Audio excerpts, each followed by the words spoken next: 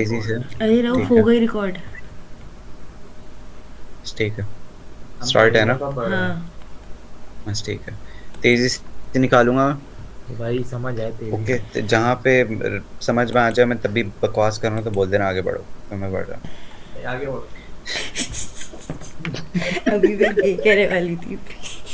अच्छा, खाने की बात करो बेटा। डिस्ट्रीब्यूटेड और पैरेलल में क्या फर्क है? डिस्ट्रीब्यूटेड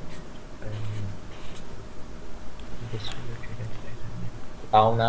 पैरेलल में वो एक साथ चल रहे होते हैं और डिस्ट्रीब्यूटेड में तुम्हारा जो है बट बट के चलते हैं। सही बट बात है। तो पैरेलल और डिस्ट्रीब्यूटेड में फ़र्क ये है कि दोनों में साइमल्टेनियसली एग्जीक्यूट हो रहे होते हैं।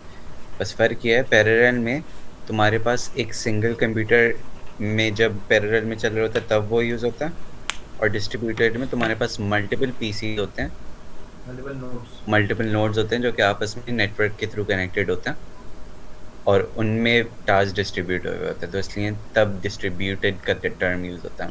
जब एक सिंगल पीसी में मल्टीपल कोर्स के थ्रू पैरेललिज्म हो रही है तो फिर वो पैरेलल है, और अगर मल्टीपल नोड्स कनेक्टेड हैं विद थ्रू अ नेटवर्क और उनमें टास्क डिस्ट्रीब्यूट हुए हैं तो वो डिस्ट्रीब्यूटेड है। दोनों जो है वो स्पीड अप करते हैं task, parallel simultaneously task execute करते हैं। क्लियर? Okay, clear. दोनों में साइमल्टेनियस हो रहा है। दोनों में साइमल्टेनियसली हो रहा बस वो डिस्ट्रीब्यूटेड है और वो अलग अलग कंप्यूटर पे चल रहा है। जी, ठीक है। अच्छा, सॉकेट क्या है? मैंने यहाँ पे कुछ येलो येलो शैलो किए हुए हैं क्योंकि मुझे लग रहा है ये पता नहीं, देख लो। सॉकेट क्या है? Which allows you to implement simple application distributed through the client server model. Socket में हम लोग डिस्ट्रीब्यूशन और वो क्लाइंट सर्वर मॉडल इनैक्ट कर सकते हैं। कैसे कर सकते हैं आगे देखेंगे। फिर सेकंड है सैलरी मॉड्यूल, जो कि क्या करता है? Manage distributed task. और फिर फाइनली पायरो 4 मॉड्यूल है जो कि डिफरेंट प्रोसेसेस के मेथड्स को कॉल करने के लिए काम आता है। ये सब in detail, in somewhat detail आगे देखेंगे। तो सबसे पहले पायरो 4। पायरो 4, हाँ। तो सबसे पहले difference of in parallel and distributed. Okay, अब जब मैंने बताया हुआ है कि तुम्हारे पास डिस्ट्रीब्यूटेड में through a network of different computers connected होते हैं थ्रू अ नेटवर्क, तो उनमें जो ट्रांसफ़र डाटा है बिटवीन कंप्यूटर्स वो ज़्यादा लगेगा कंपेयर्ड टू पैरेलल प्रोसेसिंग, क्योंकि पैरेलल में तो सब सिंगल कंप्यूटर के अंदर है, तो उसमें ट्रांसफ़र डाटा फास्ट होगा compared to different PCs through a network, right? तो पैरेलल में है। ज़्यादा फास्ट है। ज़्यादा फास्टर है। Okay, by concentrating all the processing power in one system, speed loss due to data transfer is minimized। वही बात लिखी हुई है, ठीक है। लेटेंसी कम होती है पैरेलल प्रोसेसिंग में, जो कि अगेन वही बात है, लेटेंसी का मतलब पता है ना? Delay, let's suppose. जो मेन पॉइंट है डिस्ट्रीब्यूटेड कंप्यूटिंग का वो ये है कि कोई लिमिट नहीं है। हॉरिजॉन्टल स्केलिंग और वर्टिकल स्केलिंग क्लाउड में पढ़ा था, और वर्टिकल स्केलिंग क्या थी कि एक सिंगल पीसी को अपग्रेड करते जा रहे थे हम लोग, लेकिन उसकी लिमिट थी। तो वो पैरेलल प्रोसेसिंग की लिमिट है कि एक पीसी को कितना अपग्रेड करेंगे, कितनी कोर्स लगाएंगे उसमें। जबकि डिस्ट्रीब्यूटेड और हॉरिजॉन्टल स्केलिंग में कोई लिमिट नहीं है। 1000 पीसीज नहीं हो रहे इनफ, 1001 कर दो, मिलियन पीसीज कर दो, 2 मिलियन कर दो, इन्फिनिट कर दो, तो there is virtually no limit. Clear? ठीक है। एक मिनट, ये जो पहला वाला ऊपर का वो है ना डिस्ट्रीब्यूटेड का डिफरेंस, वो मुझे नहीं समझ आया, पढ़ो फिर बताओ। ये डिस्ट्रीब्यूटेड का पहला, yes. is not extremely efficient on a processor by processor basis, as the data must travel over the network rather than through the internal connection on a simple system। क्या नहीं समझ में आया इसमें? मैं Since उसको वो बाइस पढ़ रही थी। since वो different PCs में तुम्हारे पास प्रोसेसिंग हो रही है, तो जब डाटा शेयरिंग होगी तो वो through a network different PCs जाएंगे, तो वो लेटेंसी ज़्यादा होगी कंपेयर्ड टू पैरेलल प्रोसेसिंग। सही है, ठीक है। देख लो एक बार, all components are on the same machine. Local architecture यानी कि पैरेलल में, डिस्ट्रीब्यूटेड आर्किटेक्चर्स में present on different node that are connected by network. ठीक है। द एडवांटेजेस खास तौर पे लिखा हुआ भी था, पता नहीं कौन सी, अभी मैंने पढ़ा था कुछ उसमें जो इम्पोर्टेंट थे कि advantage of using distributed computing consist of mainly possibility of concurrent use of programs, जो इसमें भी है। सेंट्रलाइजेशन ऑफ डाटा, सही। मार्क नहीं कर रहे। हम्म, मार्क नहीं कर रहे। करना है।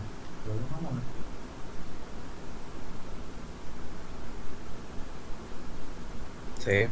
Centralization of data and distribution of the processing load, which all come at the price of greater complexity. ठीक है. तो ये advantages के centralization of data. मेरे ख्याल से तो ये opposite होना चाहिए, actually decentralize हो रहा है rather than centralizing, इसमें distributing में. डिस्ट्रीब्यूटिंग में हाँ डिसेंट्रलाइजिंग होगा. लेकिन इसका एडवांटेज सेंट्रलाइजेशन ऑफ डाटा है, और ये सर ने इंपॉर्टेंट में भी लिखा हुआ है. ये मैं जीपीटी में भी दिखा दूंगा अभी देख के थोड़ी देर में, जब ये चैप्टर कंप्लीट हो जाएगा कि what does this exactly mean. ठीक है, जो लोग वीडियो में देख रहे हैं वो खुद सर्च डिस्ट्रीब्यूटेड करना. कंप्यूटिंग में सेंट्रलाइजेशन में वो डाटा सेंटर वगैरह आ जाते हैं ना, यस, लेकिन वो तो इसी वजह से सेंट्रलाइजेशन में नहीं वो तो बोलते. पैरेलल में भी होगा फिर सेंट्रलाइजेशन डाटा. इसका एडवांटेज का डिस्ट्रीब्यूशन है. पॉइंटर्स देख लेंगे आगे. तो दो टाइप की डिस्ट्रीब्यूटेड एप्लीकेशन है. एक है तुम्हारे पास क्लाइंट सर्वर एप्लीकेशंस आर्किटेक्चर, और एक है multi level applications multi level architecture. Client server architecture क्या होता है हमारे पास, कि हमारे पास एक क्लाइंट होता है और एक सर्वर होता है. सही है. क्लाइंट रिक्वेस्ट करता है, सर्वर रिस्पॉन्ड करता है. कभी भी सर्वर रिक्वेस्ट नहीं करता क्लाइंट को, हमेशा क्या होता है, क्लाइंट रिक्वेस्ट करता है सर्वर को एंड देन सर्वर रिस्पॉन्ड करता है. ऐसे ही है.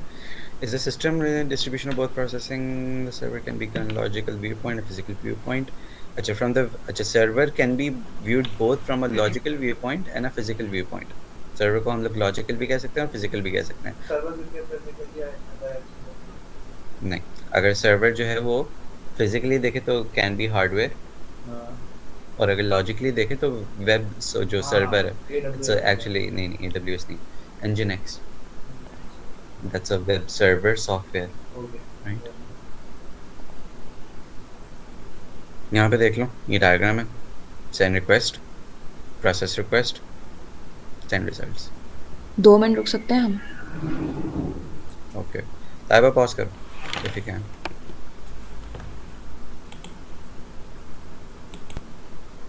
कर दे रहे हम. Okay. ये हो गई diagram. There's nothing to explain in this diagram. अच्छा, अब वो कम्युनिकेट कैसे करते हैं? कैसे?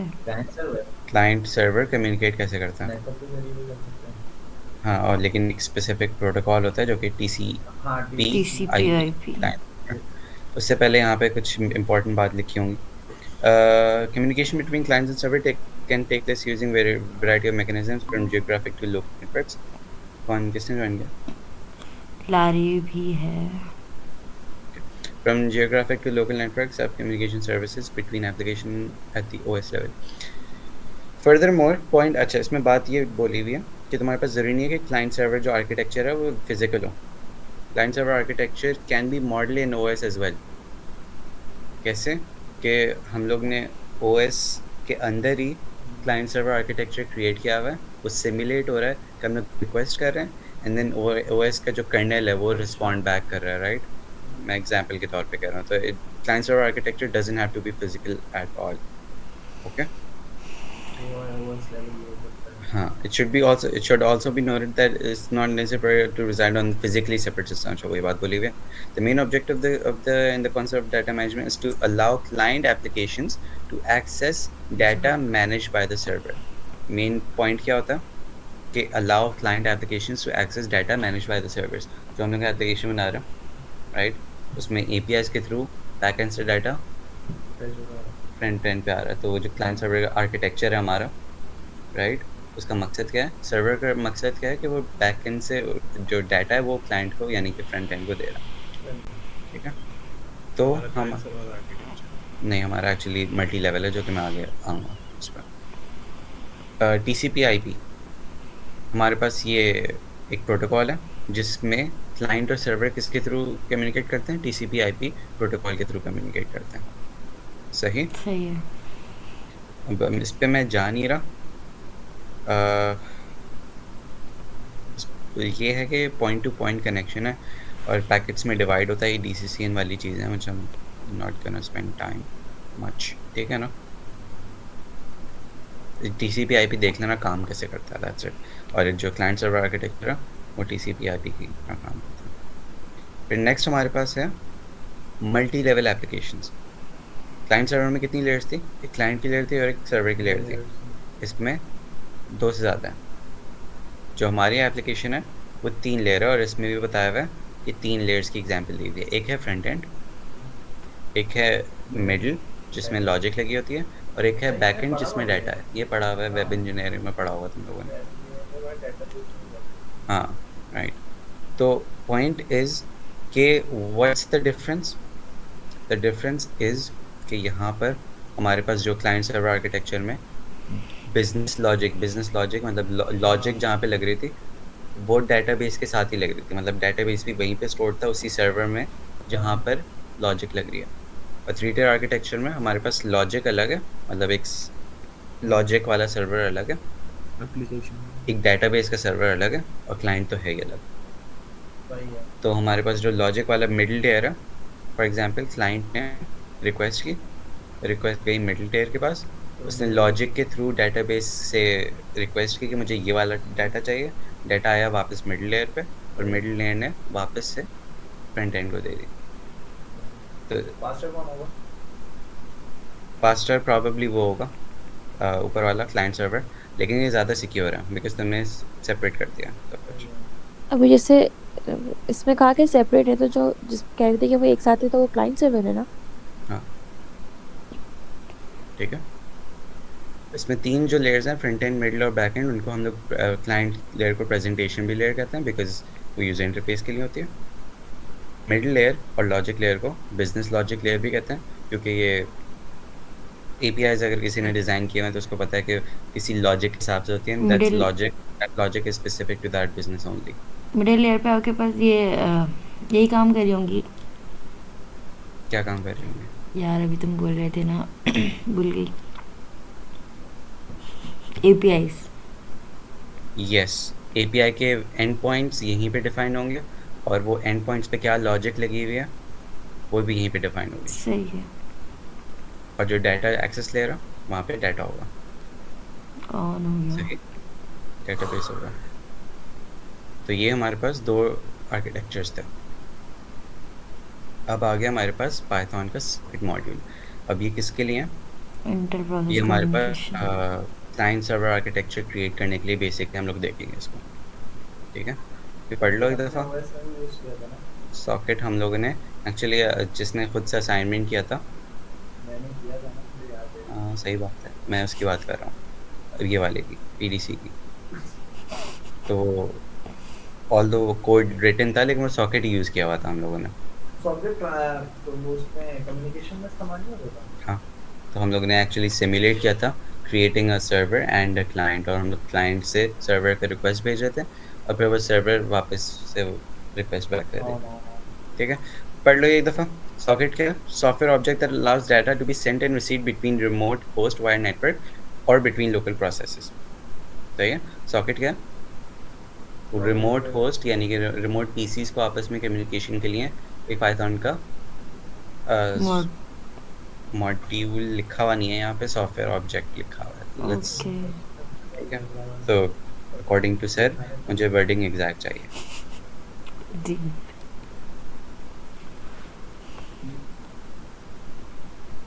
तो तुमने याद कर लिया सब? लगता है तुम्हें? अच्छा, अब यहाँ पर उसका थोड़ा बहुत कोड है जो कि मैंने भी सही से नहीं देखा, तो जितना मैंने देखा है मैं उतना बता दूँ। यहाँ पे एक सॉकेट का ऑब्जेक्ट क्रिएट हो रहा है, सर्वर कोड्स सॉकेट। वैसे नहीं आ रहे। स्किप करूँ?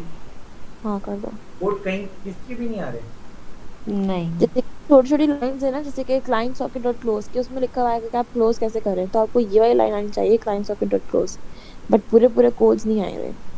अच्छा, मतलब पता होना चाहिए ना पर्टिकुलर उस लाइन का। या लिखने को भी आ सकती है। हाँ लिखने को भी आ सकते हैं, सिंगल लाइंस वगैरह ना, पूरे कोड्स नहीं आ रहे।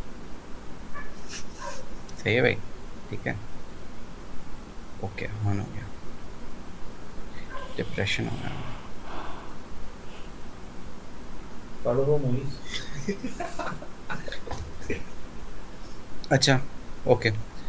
अब इसमें हम लोग कर क्या रहे हैं बेसिकली, मैं थोड़ा ओवरव्यू दे दूं कि हम लोग जो पोर्ट्स हैं, पोर्ट्स पता है ना क्या होती हैं? हाँ, सर जीशान बहुत मेंशन करते थे पोर्ट्स बारे, पोर्ट्स, राइट? कोर्स ना। हाँ, हाँ तो हम लोग एक्चुअली पोर्ट्स असाइन कर रहे होते हैं कि किस पे लिसन करना है और किस पर कनेक्शन एक्टिव करना है। तो लिसन करने का मतलब ये है कि सर्वर साइड पे ना हम लोग पोर्ट असाइन कर देते हैं कि इस पोर्ट पर लिसन करो। तो किसी ने तुम लोग हम लोगों ने क्या किया हुआ है कि लेट्स सपोज जब रिएक्ट की एप्लीकेशन चलाते हैं तो लोकल होस्ट कॉलम क्या लिखा होता है 3000 3000, तो वो 3000 क्या है वो पोर्ट है। तो वो एक्चुअली सर्वर जो है वो किस पे लिसन कर रहा है 3000 पर। तो जब हम लोग पोर्ट 3000 पर रिक्वेस्ट भेजते हैं तो एक्चुअली सर्वर रिस्पॉन्ड बैक करता है। पोर्ट ओपन होता है, वो सर्वर रिस्पॉन्ड करता हाँ। है, वो फिर डाटा सेंड करता है। हाँ, तो तुम्हारे पास यहाँ पर ये पोर्ट असाइन करने के लिए बेसिकली, ठीक है, ये socket server socket dot bind से वो वही हो रहा है। सही है। अब तुम्हारे पास क्या आएगा? अच्छा, ये कोड है, वही है उसका वाला कोड है, असाइनमेंट वाला कोड है ये। अब आ गया तुम्हारे पास मेन चीज़, ठीक है, टाइप्स ऑफ सॉकेट्स हैं जिसमें सिर्फ स्ट्रीम सॉकेट्स इज़ डिफाइंड, बाकी ये दोनों नहीं है। लेकिन ये दोनों होते क्या हैं ये मैं बता देता हूँ, ख़ासतौर पे हिबा से भी देख लेना क्योंकि वो UDP प्रोटोकॉल वगैरह जो कि मुझे सही से याद नहीं है। तो पॉइंट इज़ सबसे पहले स्ट्रीम सॉकेट्स क्या यूज़ करते हैं, कौन से प्रोटोकॉल्स यूज़ करते हैं? कनेक्शन ओरिएंटेड होता है, यानी कि 3-वे हैंडशेक लगता है इसमें एंड देन कम्युनिकेशन होती है, TCP वगैरह प्रोटोकॉल यूज़ करते हैं। सही है। फिर नेक्स्ट होता है डाटाग्राम सॉकेट्स जो कि कनेक्शन लेस होते हैं, और कौन सा प्रोटोकॉल यूज़ करते हैं? UDP।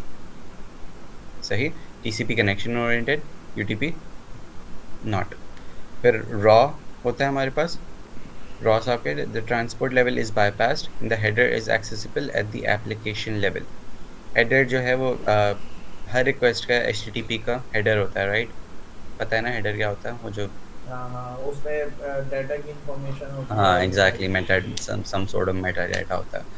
तो वो हेडर जो है वो एप्लीकेशन लेवल पर भी वो होता है। डज नॉट रियली रेलेवेंट इतना रॉ और डाटाग्राम, हम लोग सिर्फ स्ट्रीम के बारे में पढ़ेंगे और स्ट्रीम के ये फेजेस हैं। ओके, TCP का फुल फॉर्म क्या होता था? Transmission control protocol. और UDP का याद है क्या? हाँ, डाटाग्राम प्रोटोकॉल तो होता अन- अनडिटरमाइंड डाटाग्राम, पता नहीं, सर्च कर लेंगे। यूनिफाइड, नहीं यूनिफाइड नहीं, यूनिफाइड यूनिवर्सल। नहीं, सर्च कर लो ना। अभी करना है।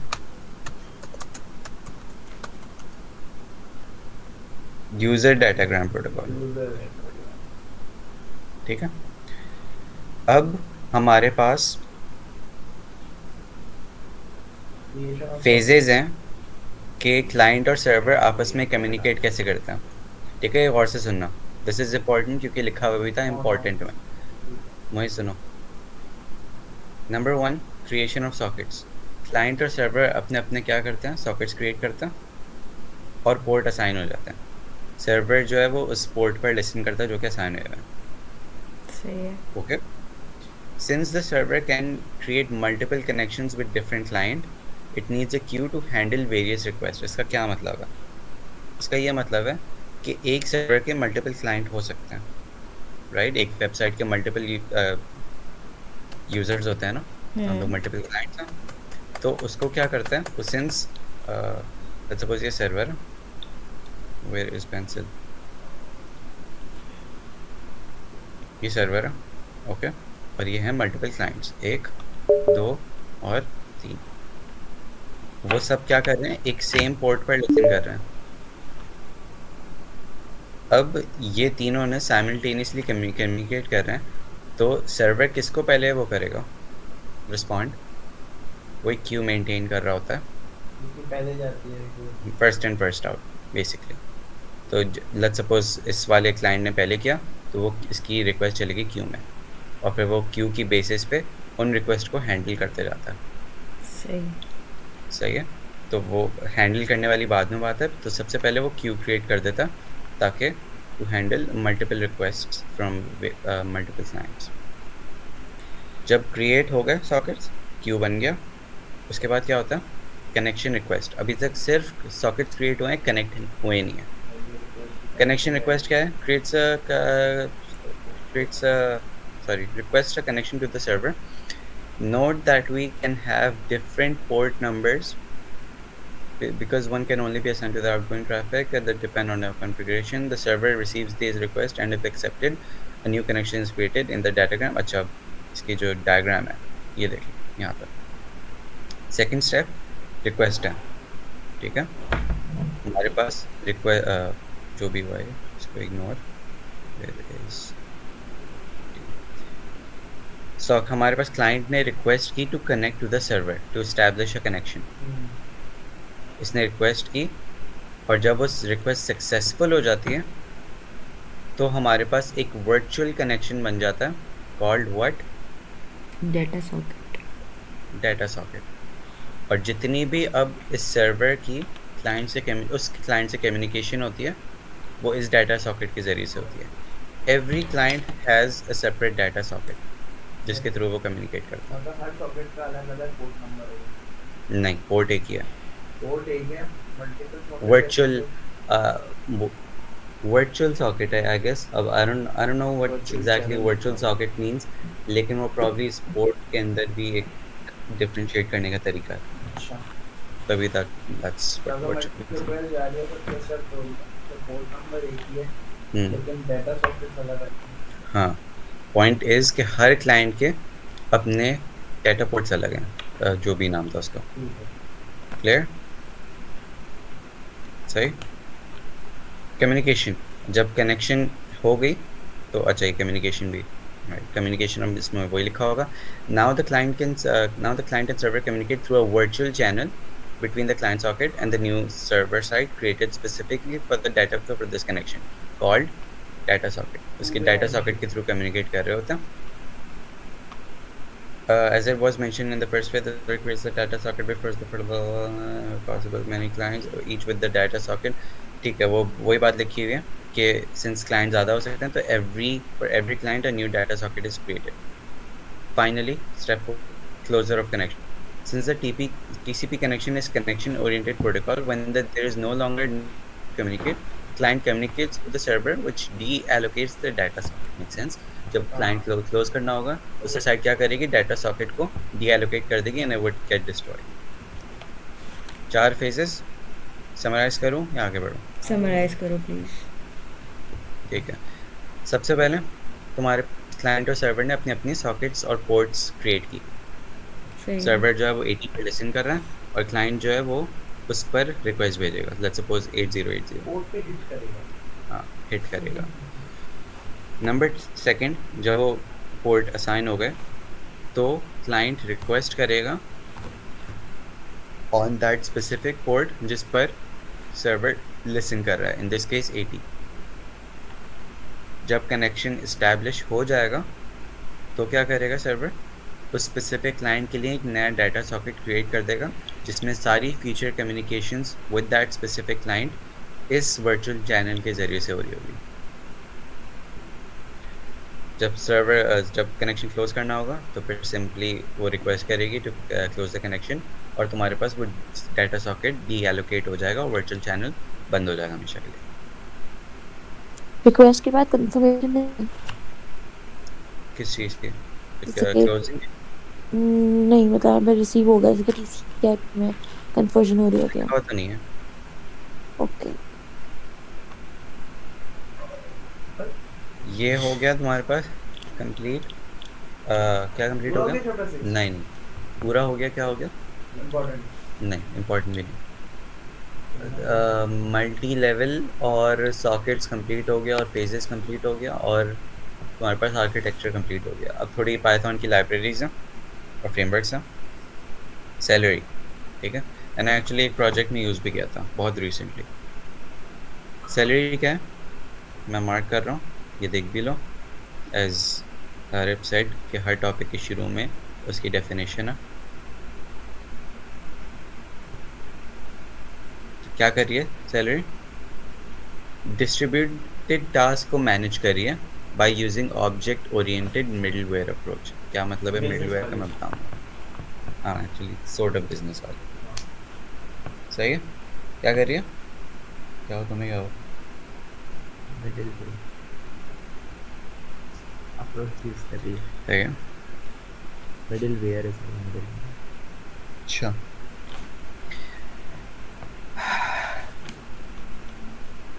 तो अब होता क्या है कि सैलरी जो है वो डिस्ट्रीब्यूट टास्क मैनेज कर रही होती है, और वो कैसे मैनेज कर रही होती है कि उसको एक मिडिलवेयर चाहिए होता है कॉल्ड अ ब्रोकर।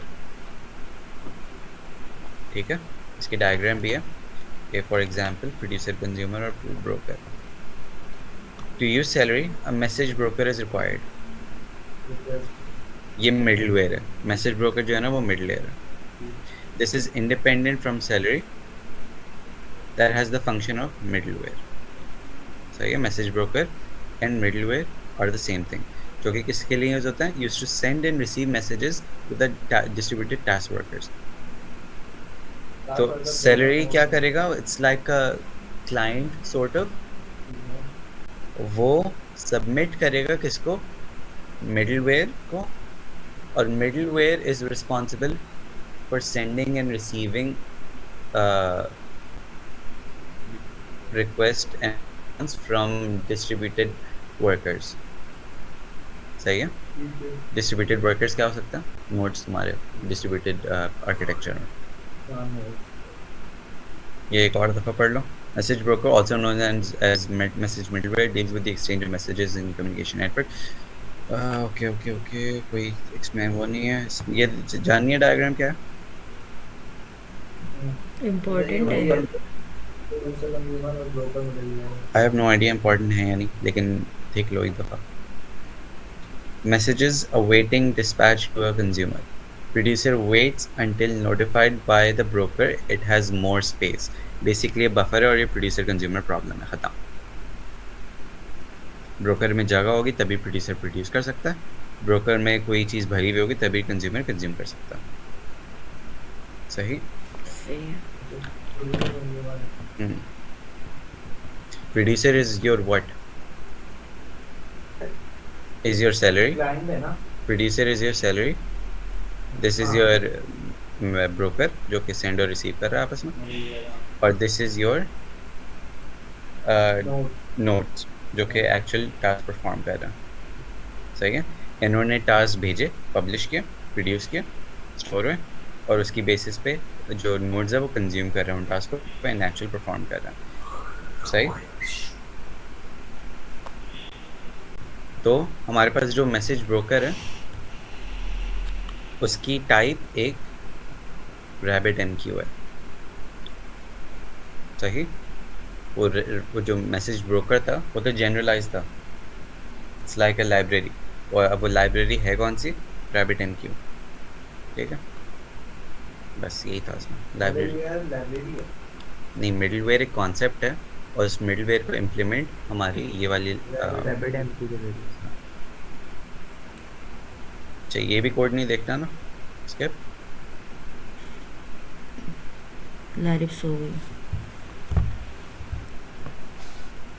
नहीं हूँ मैं, बस आखिर में सो गई थी। ओके, ये मुझे एक सेकंड यहाँ पे रुकना, लाइव पॉज करो।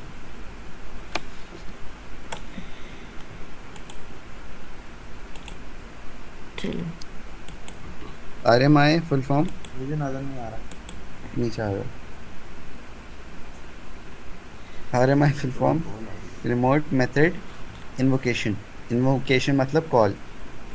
अब इसका मकसद क्या है? लेट्स सपोज दो अलग अलग प्रोसेसेस हैं, सही है, और उनमें ऑब्जेक्ट्स हैं।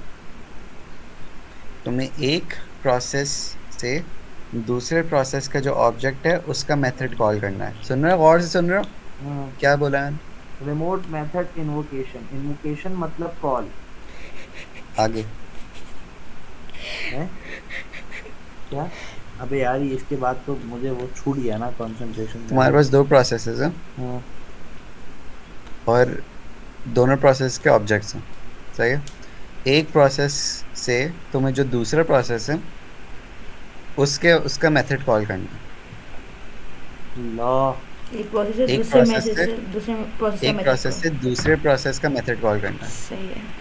तो रिमोट मेथड इन्वोकेशन उसको कहते हैं, उस कॉन्सेप्ट को। ओके। सही है। और वो किस तरीके से अचीव होता है? pyro4 की लाइब्रेरी है पाइथन की, उसकी वजह से उसकी एक तरफ से प्रोसेस अचीव से होता है। दूसरे प्रोसेस का मेथड कॉल करना, हाँ, वो ये होता पढ़ है भी लो। RMI के through. allowing to invoke a method of a remote object belonging to a different process exactly as if the object were local word local to that process। ठीक है भाई? ओए ओए ओके, अच्छा अब ये डायग्राम है और ये डायग्राम इम्पोर्टेंट है, और ये डायग्राम बता रही है कि हमारा जो RMI है वो काम कैसे करता है। वो हमारा ऐसे करता है कि ये मैं भूल गया GPT में। अरे इसका साथ भी याद करेंगे तो बोलिए।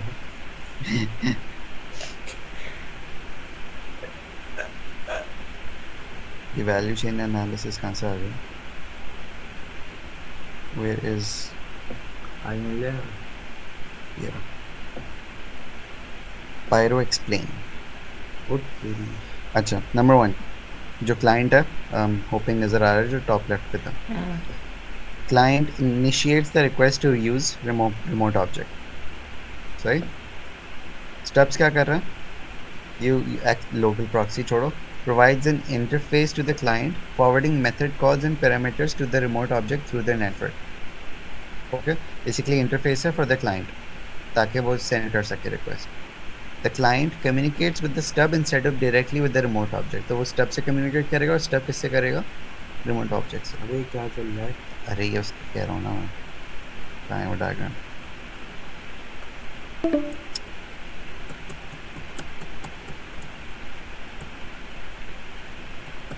ये ठीक है, ये क्लाइंट को लेट्स से एक प्रोसेस है, उसको यहाँ वाला जो ऑब्जेक्ट है उसका मेथड कॉल करना है। सही है। तो उसने क्या किया? क्लाइंट ने स्टब से कम्युनिकेट किया, stub act as an interface. Stubs ने तो जो रिक्वेस्ट है वो किसको फॉरवर्ड की? Remote reference layer. और ये क्या है? ये दोनों को कनेक्ट कर manages the details of locating and invoking. वो लोकेट करना उसका काम है, मतलब दोनों को। और सीरियलाइज करना उनका काम है। सीरियलाइज पता क्या होता है? हाँ, सीक्वेंस रिक्वेस्ट को वो करता है। क्या करता है? ये जो पहले आई है उसकी पहले रिक्वेस्ट देता है। नहीं, सीरियलाइजर ये नहीं है। सीरियलाइजर इज कि तुम ना उसको करेक्ट फॉर्मेट में ला रहे होते हो बेसिकली। ये कॉन्सेप्ट है सीरियलाइजर्स का। ठीक है, एक प्रॉपर स्टैंडर्ड फॉर्मेट में लाना इज सीरियलाइजिंग। अच्छा, ओके, तो RRL तुम्हारा सीरियलाइज कर रहा है। उसके बाद तुम्हारे पास ट्रांसपोर्टेशन हो रही है इस लेयर के ज़रिए से। ये जो ट्रांसपोर्ट लेयर है, इस लेयर के ज़रिए से वो जो एक्चुअल कॉल है वो उधर सर्वर की साइड पे गई, एंड देन इट्स लाइक वो DCCM में नहीं होता था डाटा लेयर एंड वगैरह वगैरह। तो इस ट्रांसपोर्ट लेयर पे इस तरफ गई, एंड देन वो वहाँ पे इस लेयर के थ्रू वो कम्युनिकेट कर रहे होंगे एज इफ कि वो जो ऑब्जेक्ट है या मेथड है वो यहीं पे लोकली एग्जिस्ट करता है। सही। एक दफ़ा GPT से भी वो आगे कर देख लेते हैं। Transport handles the actual data transfer over the network. सही। It uses TCP/IP। सर्वर क्या कर रहा है? Host the remote object and processes the client. Okay. Skeletons क्या कर रहा है? Act as a server side counterpart to the stub. Basically stub का काउंटर पार्ट है और बस खत्म। और इसका स्केलेटन। हाँ, सवाल कोई? काउंटर पार्ट से बुला मतलब इसका एग्जैक्टली हाँ, मतलब इसका इसका इसका version of the same thing. Version of the same thing. सही है। मतलब जो जैसे क्लाइंट के लिए स्टब्स है वैसे सर्वर के लिए स्केलेटन्स है। ओके, सवाल कोई? अपने आप में सवाल है। समरी दूं? दे दो। तुम्हारे पास मकसद क्या है कि हम एक प्रोसेस ये रहा और जो दूसरा प्रोसेस के अंदर मेथड है वो यहाँ पर एग्जिस्ट करता है, तो हमें इस प्रोसेस के अंदर इस प्रोसेस का मेथड कॉल करना है। सही है। RMI करना है। कॉल क्या कॉल करना क्यों है? बस करना है तो यूज होगा। हाँ मतलब कोई भी सिनेरियो आ सकता है जहाँ पे करना पड़े, ठीक है। तो वो अब होगा कैसे, हम लोग नेटवर्क के थ्रू कनेक्ट करेंगे, सही है।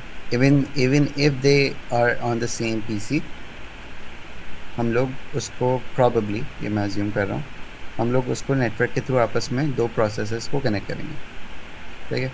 लेकिन आई गेस नहीं, ये डिफरेंट पीसीज पे होगा, डिस्ट्रीब्यूटेड है ना, हाँ तो ये डिफरेंट पीसीज पे होगा। तो वो जो दो प्रोसेसेस हैं वो डिफरेंट नोड्स पर एग्जिस्ट करते हैं, सही। सही है।